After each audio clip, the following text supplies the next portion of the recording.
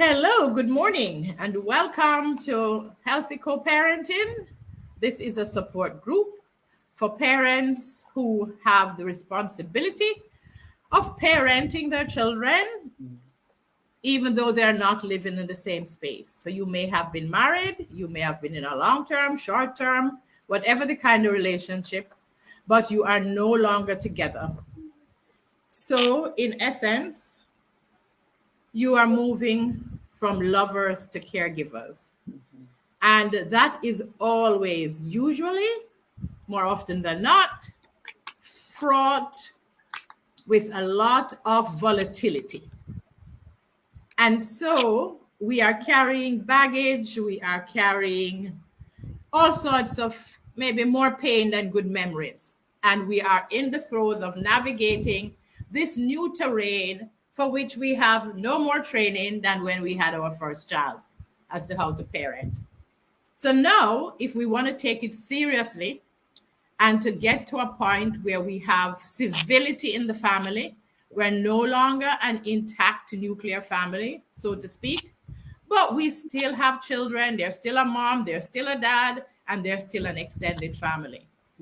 So we still need that ethos of civility and mutual respect, because whatever we manifest, that's what our children are going to display 10 years, 20 years, 15 years, whatever the number of years, because that's what they learned. That's what they observed. Children learn from more from what we do than from what we say.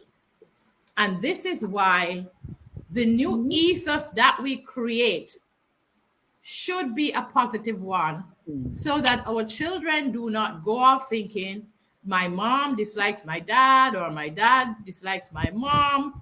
And then we could go through the statistics for this. We create self-esteem problems for our kids, and we predispose them to a host of mental health issues and dysfunctional behavior. So I just want to keep reinforcing that.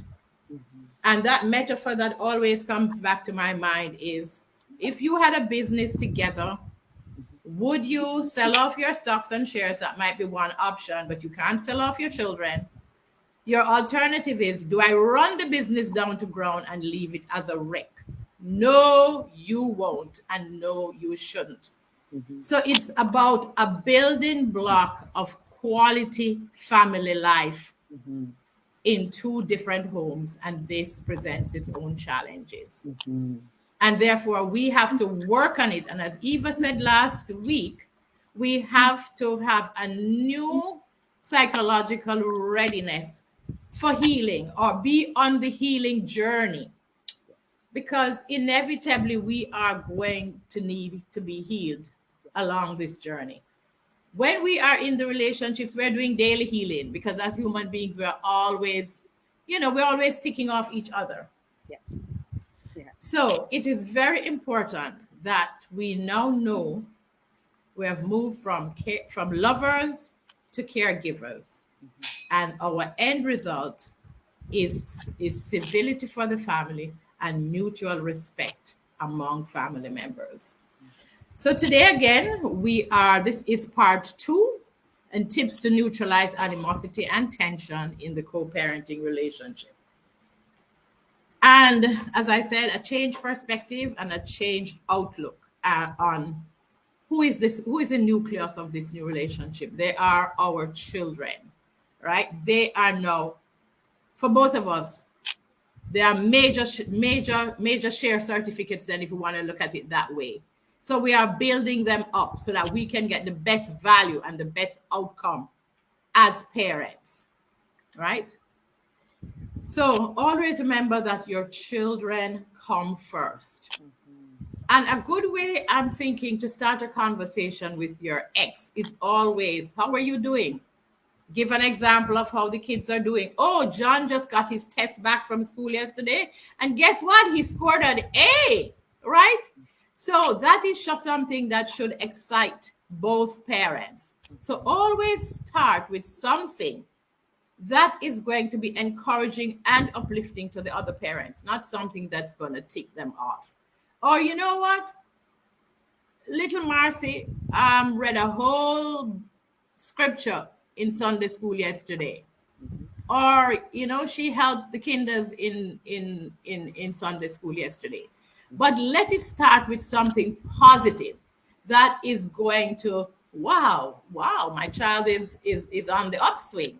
Something that will generate a feeling of well-being among both parents.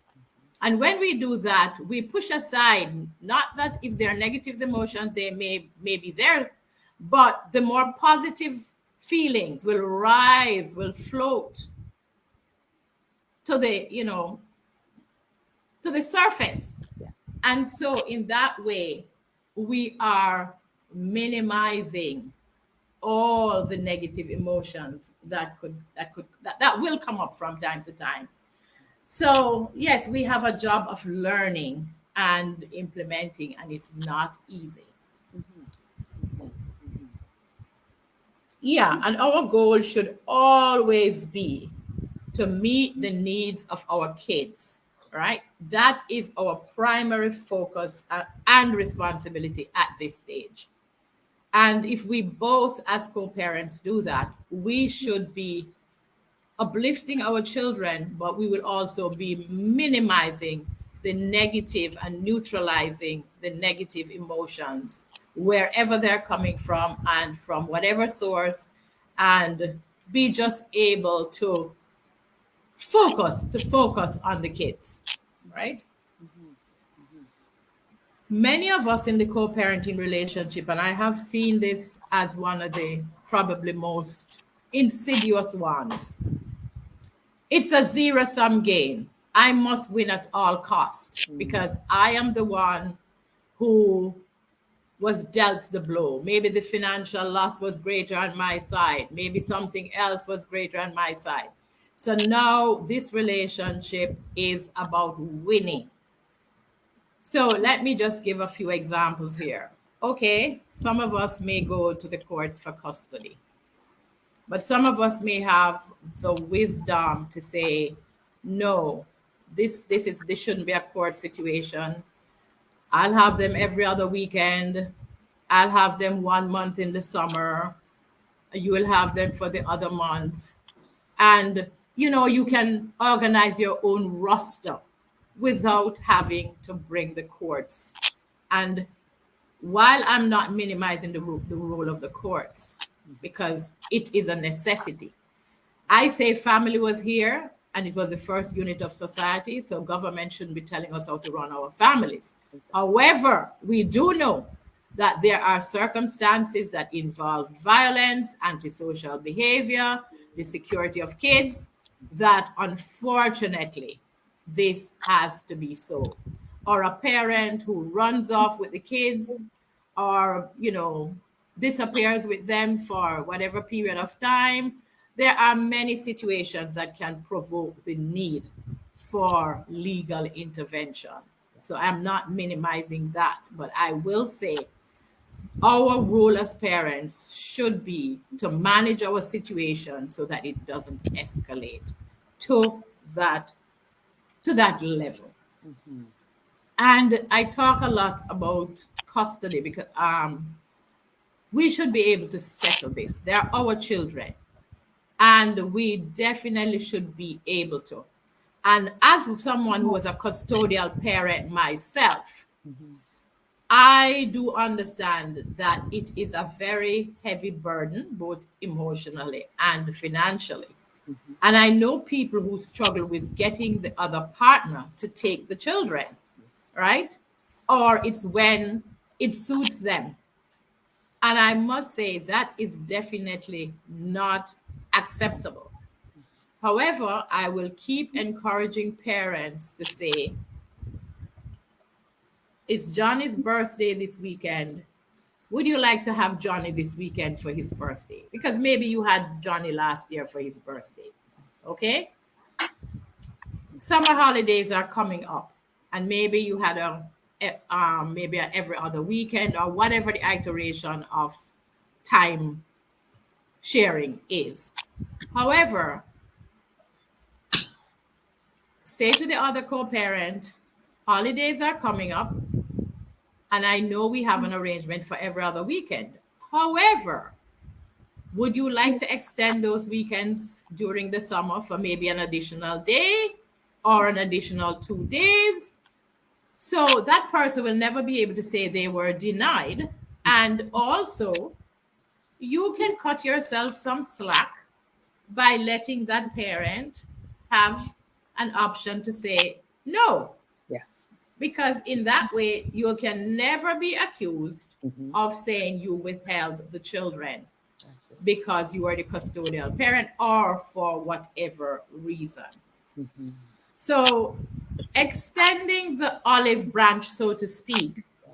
is one way of saying, here is your opportunity for more time, for more bonding, for more fun time, because that short weekend, it runs off very, very quickly. It really runs off. So here's some additional time for fun, for the movies, for picnics in summer, Mm-hmm. especially if you live in a country where there's winter. Now Mm-hmm. you have a lot of picnic and outdoor time, which you would not have in the winter. It's all indoors. And so you are constrained by the weather for a lot of the fun stuff that you can do. So I strongly suggest that this is one way we can work on the emotions of our Mm-hmm. co-parent, and by indicating that need for that child to have more time with them. Eva, what's your take on that? I'm with you 100%. I'm with you 100%. Um, when you were talking initially about putting the children first, let me just comment on that. Um, I think and I like the example you brought up, Clover, about sometimes when there's still bitterness or there's still resentment or there's still healing, as inevitably there'll always be at any given point. Some parents say, well, what do we talk about? What kind of civility and what kind of mutuality do we have that we can talk about to keep our children first? The examples that Clover gave are exceptional in that take it away from you too. It doesn't have to be about you too. It doesn't have to be about the ongoing situation or what was done to you in the past or what you did to him or her in the past, right? So bringing up something about the children always, 99.9%, if not 100%, levels the level playing field and allows, like what you're saying, that feeling of not animosity, but something that you two have in common. Because you both, no matter what has happened, you both want the best for your children, right? And if John is doing well in school, or he's got an A, or he's or whatever Sarah or Katie did, that will inevitably kind of wash away the resentment for that time being, and your focus, both of you, will be on that child, right? So if you never have anything to talk about, or if you claim we have nothing in common, you do have two very important things in common, or three or four, depending on how many children you have.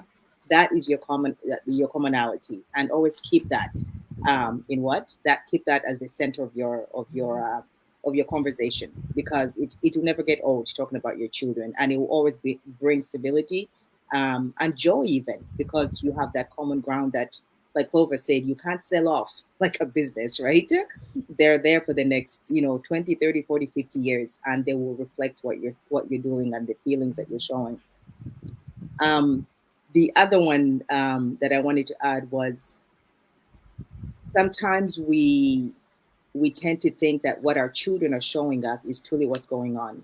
And so I would like to encourage parents to remember this is not sometimes, we have our own issues, but we always have to remember that children, because sometimes they remember we said they tend to blame themselves of the outcomes.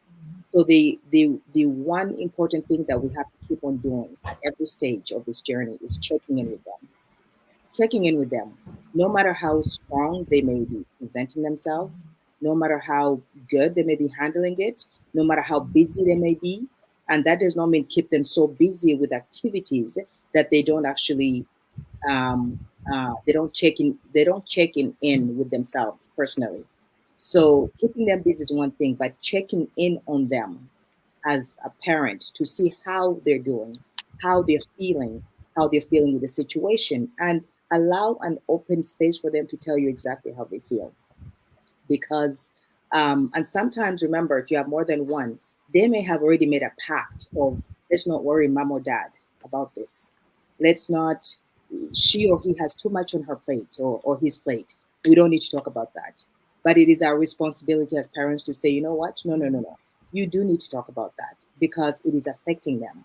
And if they're good at hiding it now, it will come out later on in life and not in the most beautiful way. And I always say, especially for people like me who have five angels, five children, um, as good as it is, and it is encouraged to talk to them, as a family, but it's also I would advise, and as I tell my clients, to talk to them one on one. Have that one on one with each child. Why? Because if they've made a pact not to worry mom or dad with these issues, if you get them one on one and you can pull it out of them and encourage them to not worry about your feelings because you're the adult here. You're doing the parenting, not them. You're worrying about them, not the other way. They'll be more encouraged to now say, okay, well, this is what we had talked about with my siblings, but this is how I really feel about this. This is how it's been impacting me. This is how I'm dealing with it. And so that one on one with your child will actually bring out a lot of feelings that there may be, underlying issues that you may have missed because you think they're handling it well, underlying issues that they may have hidden well because they don't want to worry you or dad or the family members. And so you allow them that room to be themselves and to share these feelings with you, and it goes a long way. I totally agree with you on that one, Eva, because as you said, children are all different.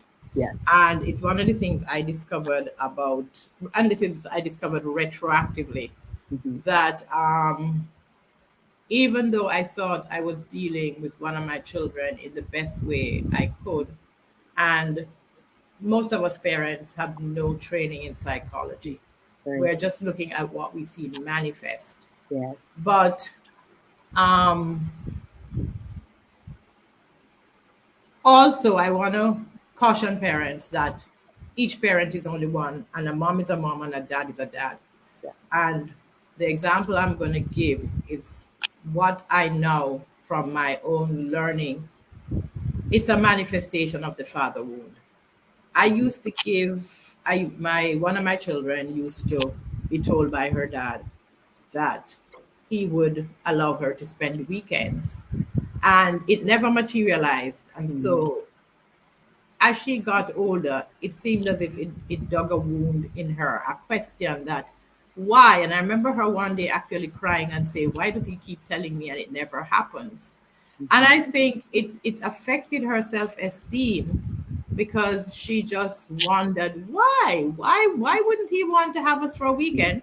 They Mhm. still went out, but it was not, I think a lot more could have been made of quality time. Yeah. And so the older one at the time, as she grew up, she accepted pretty much what was happening, and it was, Mm. oh, daddy will always be daddy.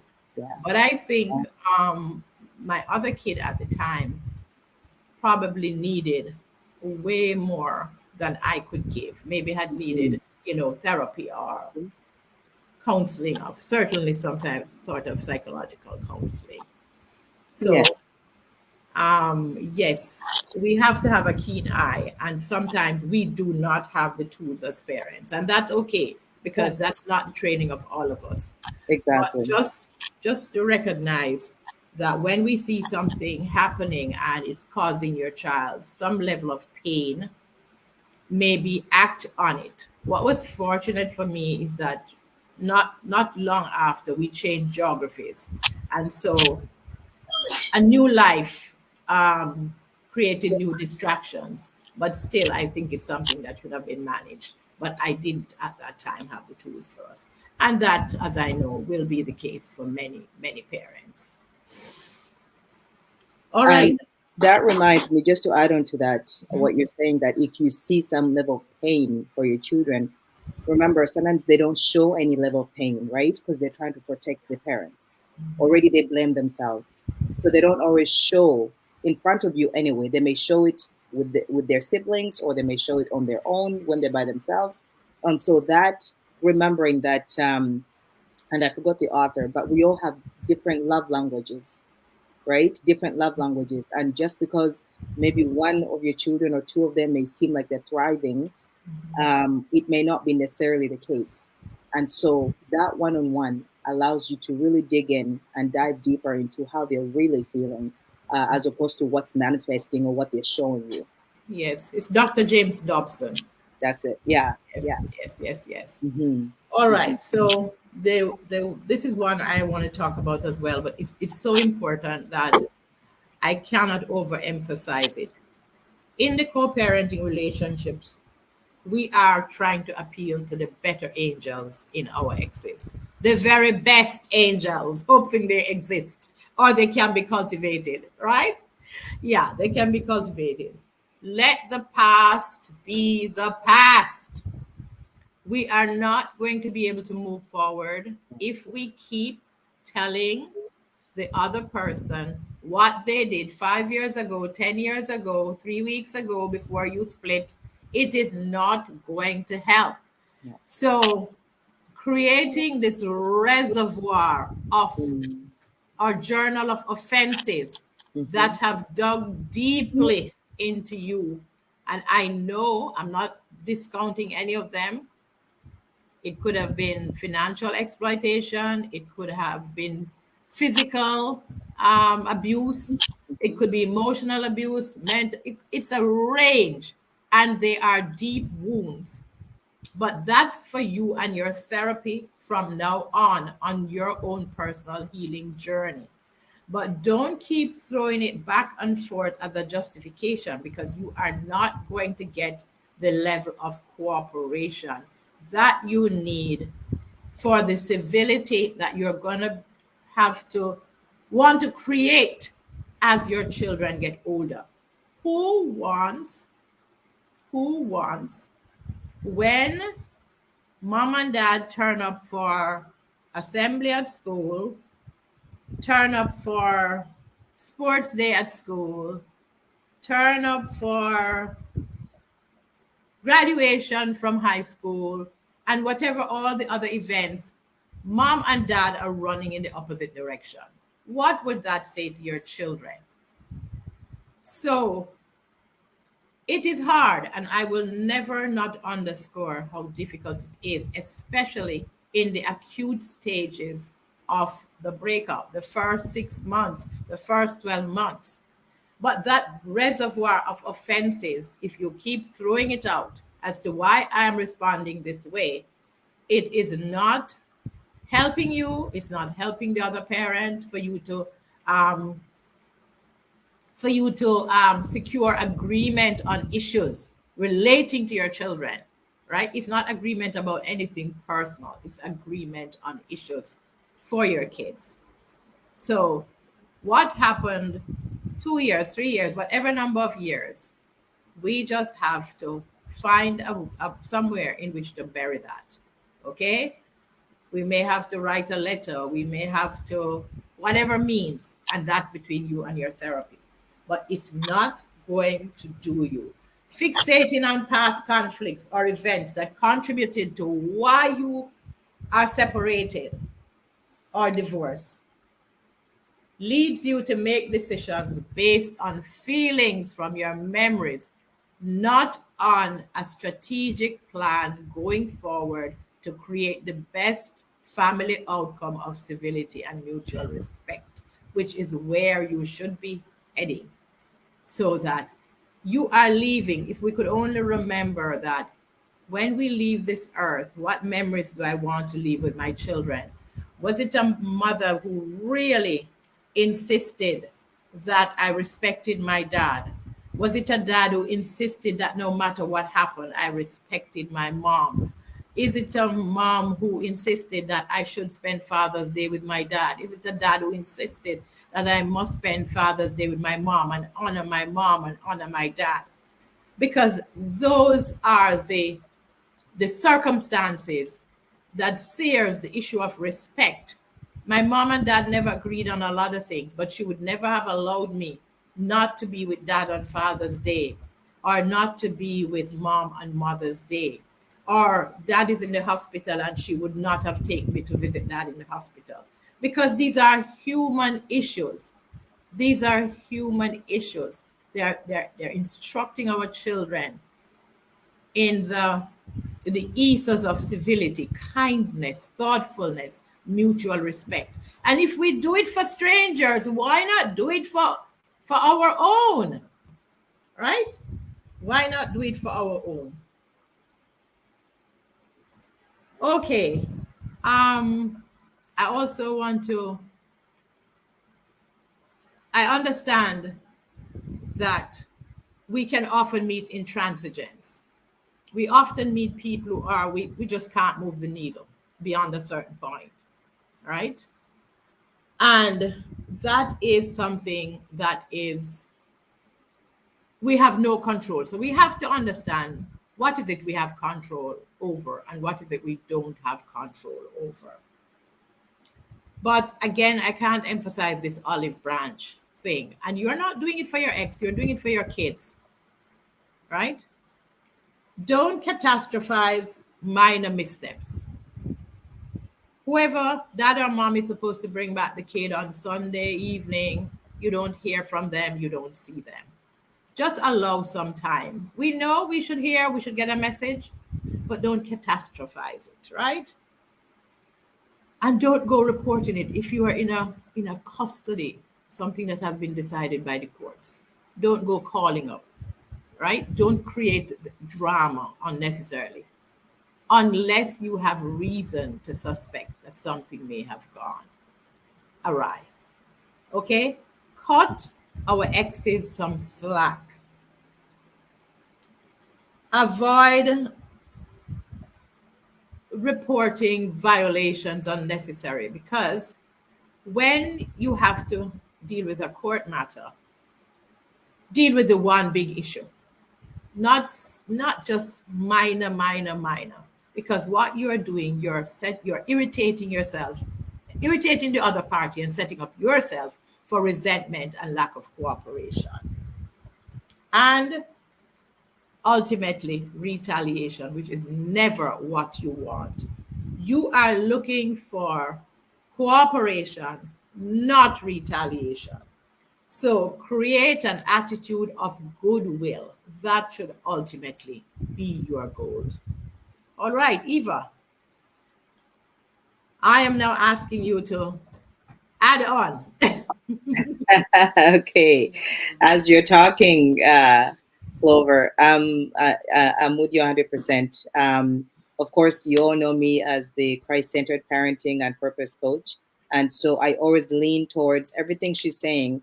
But the one thing that makes a difference in my life, in the lives of many hundreds and thousands of many parents that walk the Christian path, is that sometimes as human beings we just can't do it on our own, right? We can't do it on our own. So if you have a faith and you believe in a God that is bigger than all of us, and there is a God that's bigger than all of us, then in addition to whatever you're doing on your own, your therapy, your friends, your family, your support, in the end, our own strength sometimes is just not enough.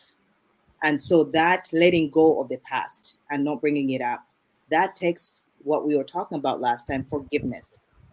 Forgive yourself and forgive the other person, not because what they did was right, not because what you did was right, because it takes two.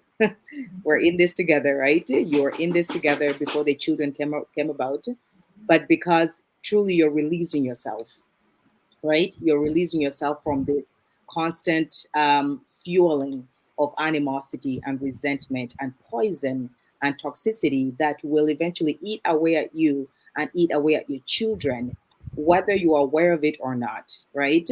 So for me, as an avid Christian, it is always going back to that forgiveness. Forgive yourself, and yes, forgive the other person for your own benefit, right? You may say they may not deserve it. Truly, they may not deserve it because we've all gone and people have gone through so many horrific and unimaginable things. But it's not because they deserve it, right? Christ did not die for us and give up his life because we deserved it. It's because of the love. It's because it brings about that peace, that rest, that ease, that way of being that allows you to live rejuvenated and really tap into your self-awareness, right? And so the past that Clover was talking about, if you keep bringing it up, it will remain present instead of the past. And your children will forever live in that past, in their present life and in their future life, because you have decided to not let it go.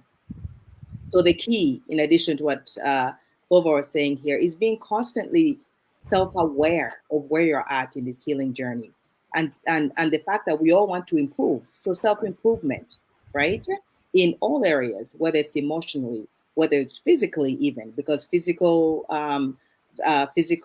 trauma is also there, right? Whether it is emotional, whether it's spiritual. So self improvement and personal growth, emotionally, spiritually, and otherwise, has to be kept on our radar at all times. And our children's right, we have to also keep our children's emotional, physical, and spiritual health on our radar in order to achieve all these issues that we've discussed. It is not easy, but if we don't do that as parents, as mothers, as fathers, as guardians, we fall prey to our old habitual tensions and conflicts and bitterness. And then it's that revenge that we're always talking about, right? That try to get one up on the other one instead of forgiveness, which does no good for the children or for either of you. So be self-aware and always question yourself, why are you doing what you're doing? Why is it that you're doing what you're doing? Is it for the children's sake, or is it to prove a point? Is it for the children's sake, or is it to prove a point to your ex-partner, now caregiver? And if it's to prove a point or to have one up on him or her, then you're actually scaling back and you're demeaning just even your own growth. And the children always they get the brunt of it. So we're speaking healing for you as the parents and for your children now and in the future. And that's why letting the past be the past is crucial. Absolutely. Yeah. And something that has shown up in the statistics is that anywhere you have high conflict, it creates fissures in any unit at all. Yeah. So your children are going to have the great propensity to disappear from you as fast as they can. And usually that's not a positive sign. Absolutely. What you want, on the contrary, is when you have, because the kids will inevitably pick it up, right? They'll pick up the right and wrongs that are going on between you two. They'll, in fact, start pointing out why this, why that. It's not for you to point it out because they're human beings. They have emotions, they feel. But what you will start appreciating is when the kids now say, well, why are you letting him or her get away with this? That doesn't seem right. And it's not for you now to partner up and become allies with your child against the other parent. It's to let them know, on the contrary, sometimes parents or sometimes adults do things differently for whatever reasons, and they may have their own reasons. But this is how we're going to do it. Or they're still your father, they're still your mother, they still love you. They may show it differently, they may do it differently, but they still love you. So that mutual love and respect you have got to uphold as a parent for the other person. Not saying do their job, but you're not there to tarnish it. So even when your kids are growing up and they're starting to realize the wrongs and rights and the questionable, suspicious things that the other partner is doing, it is not for us to align with them and kind of flame it. On the contrary, because sometimes they're just trying to see how you're feeling and how you're going to handle it. Teach them the contrary, right? That you see it, that you are not oblivious to it, but that it's not something you want to harp on or harbor and hold on to those feelings. And that's how your children will then start being lighthearted and not take them on and not keep them as their identity and not self blame, right? Because they see how you're handling it. How you handle it is how they're going to handle it. That's just how it is. How you handle that situation is how they're going to handle it. Yeah, because that tone, they pick up on the tone. So whether Yeah. there's a tone of animosity, a tone of tension, Yes. or a tone of peace, they Exactly. do pick up on it. Exactly. And we want them to follow the most positive trend that's going on in Absolutely. that relationship. Absolutely.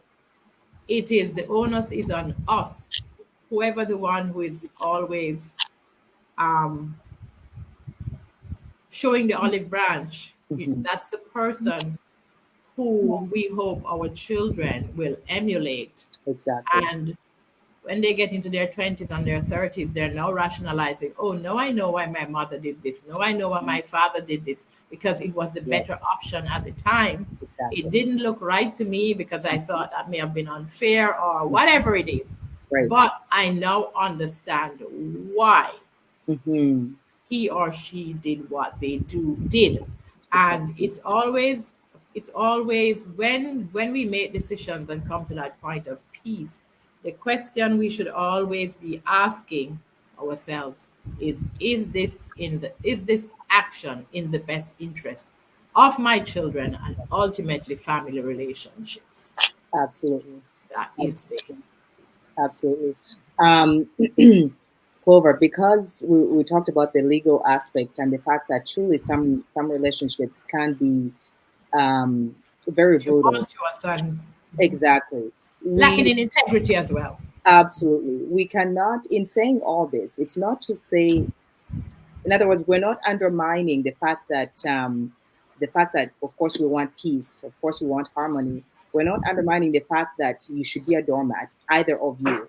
It is the fact that there's legal things that should be dealt legally, and there is family things that should just be kept In the within the family. family, right? And within the family, it's not mean hold on to it and kind of die with it, but it takes communication, it takes your support group, it takes family, friends, it takes your church community, it takes your mentor, right? That they don't have to go in the legal sphere.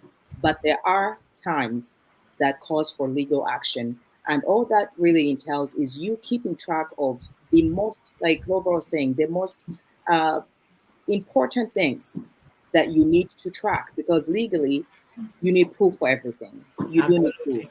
but you do not need to go in nitpicking, right? No. You do not need to go nitpicking. You just need to focus on the things that really do matter, and those are the things that you should keep track of, so that legally, when they do ask for them, you can present them. Right. Record keeping is important. Record Record keeping is keeping, important, especially when it has to do with financial issues. If there's right? a custody Exactly, settlement, have exactly. you been honoring that settlement? You make sure you have a record of the times that your children go, they return, or Hmm. anything that Right, has been decided by a court. You have exactly, to ensure that you are exactly, those um, tracking the records, so exactly. that if and when you are called Hmm. to book about any of these situations, Hmm. you have your facts here that you can produce. So definitely, Absolutely.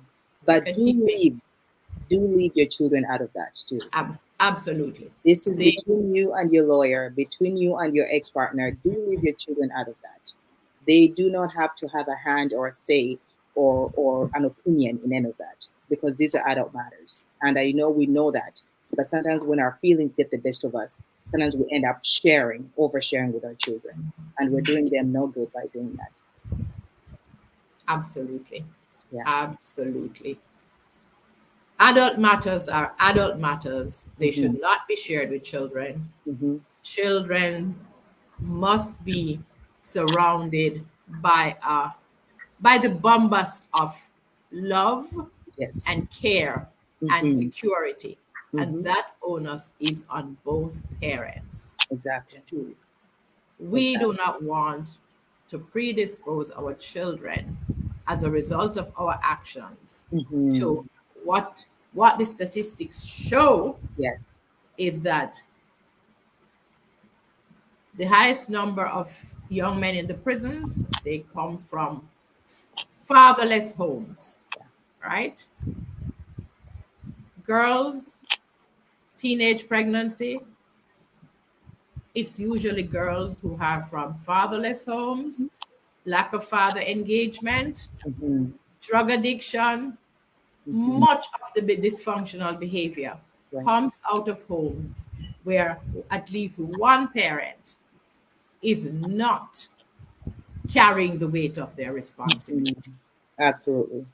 And Absolutely. that is ultimately what we need to recognize, that parenting, it's 100% from mom and 100% from dad. It is Mm-hmm. not a 50-50. Just as you have any other relationship with your spouse, it's Mm-hmm. 100% on every side. There's no such thing as 50-50 in a relationship, because what Absolutely. you're doing is you're doing yourself a disservice. But Mm-hmm. certainly in the co-parenting relationship, it requires everyone to be giving their 100%. Absolutely. And I like that you said the engagement of both, because sometimes you do have a household with two parents, but even in that situation too, where it is the weight of it is carried by just one of the parent, these issues that we're talking about can arise.